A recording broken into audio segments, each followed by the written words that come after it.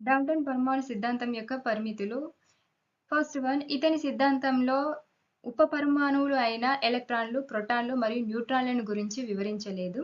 Second, ఇది ఐసోటోపులను గురించి వివరించలేదు. So isotopes అంటే ఒకే పరమాణు సంఖ్య మరియు భిన్న ద్రవ్యరాశి సంఖ్యలను కలిగి ఉన్నట్లయితే వాటిని ఐసోటోప్స్ అని అంటారు. ఎగ్జాంపుల్, హైడ్రోజన్ యొక్క ఐసోటోప్స్ ప్రొటీయం, డ్యూటీరియం మరియు ట్రిటియం.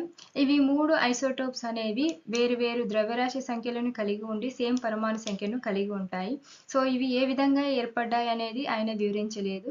డాల్టన్ సిద్ధాంతం ప్రకారం ఒక మూలకంలో ఉండే పరమాణువులు అనేవి ఒకే ద్రవ్యరాశి సంఖ్యలను కలిగి ఉండాలి.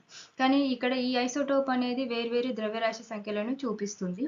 థర్డ్, ఇది ఐసోబార్లను వివరించలేదు. ఐసోబార్లు అని అంటే ఒకే ద్రవ్యరాశి సంఖ్య మరియు భిన్నమైన పరమాణు సంఖ్యలను కలిగి ఉన్నట్లయితే వాటిని ఐసోబార్లు అని అంటారు. ఎగ్జాంపుల్, ఆర్గాన్ మరియు కాల్షియం. ఆర్గాన్